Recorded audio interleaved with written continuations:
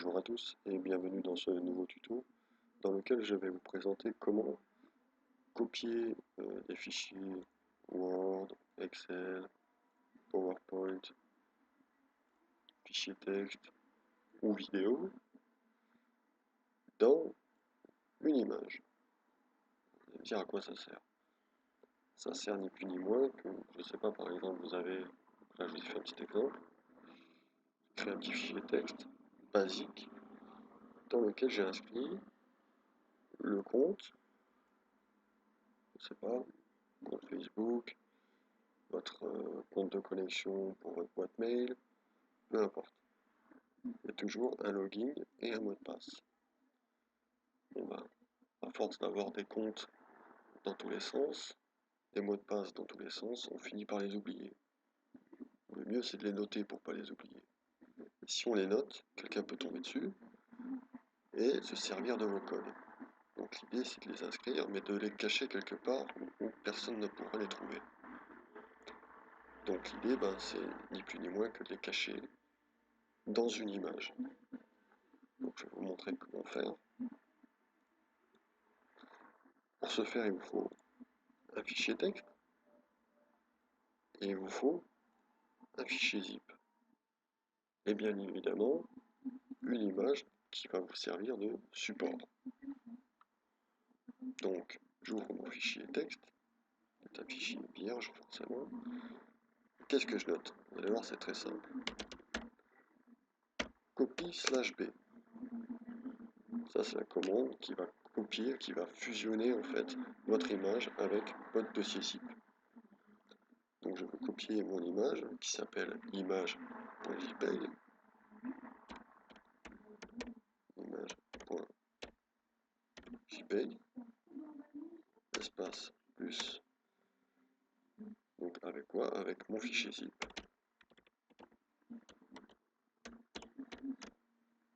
Donc coffre.zip. L'ensemble, je veux que ça s'appelle coffre.jpg.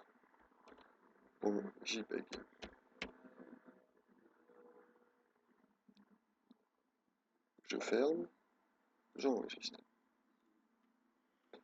Donc effectivement, si je clique dessus maintenant, ça s'ouvre, il y a bien notre texte, il ne se passe rien. Alors ce qu'il va falloir faire, c'est fichier, enregistrer sous. Et ici, voilà, on va enlever le point .txt et on va mettre .bat à la place. Et là, qu'est-ce qu'on voit? On voit un petit fichier qui vient de se rajouter et qui n'a pas la même extension. C'est ni plus ni moins qu'un petit programme d'exécution. Donc là, je vais cliquer dessus. Et hop, qu'est-ce qui vient de se passer? C'est que, ni plus ni moins, l'exécution de la commande qu'on avait écrite dans notre fichier texte vient de s'exécuter grâce à notre fichier BAT. Alors d'ailleurs, je clique sur la photo et qu'est-ce qui va se passer? Eh ben, on a notre petite image qui s'ouvre normalement et on n'a rien d'autre. On va dire c'est normal, t'as rien mis dans ton fichier zip.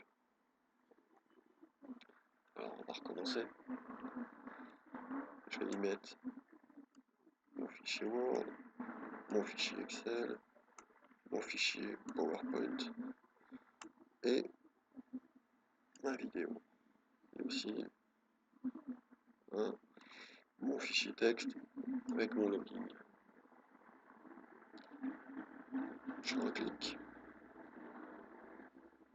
Là j'ai de nouveau mon image renommée coffre.jpg. Alors je vous montre dans le fichier zip, on a bien tous nos fichiers, pas de souci. Mais quand j'ouvre l'image, on a bien que l'image qui s'ouvre. Il se passe rien, je peux cliquer dessus, il se passe rien. Alors moi je vous dis maintenant que dans cette image, à l'intérieur, caché, on a bien tous nos fichiers. Alors comment faire pour les récupérer maintenant? je vous ai dit, c'est essentiel d'avoir un fichier zip au départ. Parce que c'est bien ce fichier zip dans lequel se trouvent tous les éléments qu'on aura voulu y mettre, qui est fusionné avec notre image. Donc, fichier zip veut dire décompression. Donc, allons chercher un logiciel de décompression. Là, par exemple, j'ai pris WinRAR. On peut prendre WinZip, 7zip, peu importe lequel, hein. Ça marche. Je vais glisser mon image à l'intérieur. Et qu'est-ce qu'on y trouve? On a bien notre fichier texte avec nos logins de tout à l'heure. On a bien nos différents fichiers Word, PowerPoint, Excel. Notre vidéo. Et ça fonctionne, il n'y a pas de souci, hein. Et tout ça est dissimulé dans votre image. Alors j'attire votre attention quand même sur le fait que, on va changer, voilà, ici on a notre image de base, elle fait 4 kilo-octets. Ici on a notre image modifiée avec les différents fichiers à l'intérieur qui fait 26 000 kilo-octets. Donc forcément si vous commencez à mettre un film dans l'image, ça marchera, mais la taille de l'image euh, va être énorme par rapport à ce que c'est. Donc ça peut attirer l'attention. Donc évitez de mettre trop de choses derrière une image, parce que si la taille de l'image devient trop importante, ça peut être suspect. Maintenant, si on y met qu'un fichier texte, on va le faire, hein. Par exemple, je vous parlais de login tout à l'heure. Donc, je rouvre mon fichier zip, j'enlève les différents fichiers, je ne laisse que le fichier texte. Je reclique. Donc, là, ça marche toujours, il n'y a pas de problème, hein. Je relance mon logiciel de décompression, qui sont gratuits, hein. Il n'y a pas de problème là-dessus sur internet. Et là j'ai bien mon fichier texte. Voilà. Là, maintenant je vous montre la taille. Mon image de base 4 kilooctets. Mon image avec le fichier texte à l'intérieur 4 kilooctets. On pourrait faire 5 ou 6 kilooctets si j'en rajoutais un petit peu plus de texte, mais il n'y aurait pas une énorme différence. Donc visuellement, même en regardant la taille de l'image, ça n'attirerait pas l'attention. Donc voilà pour cette petite astuce. Ce tuto est maintenant terminé, j'espère qu'il vous sera utile et je vous dis à bientôt.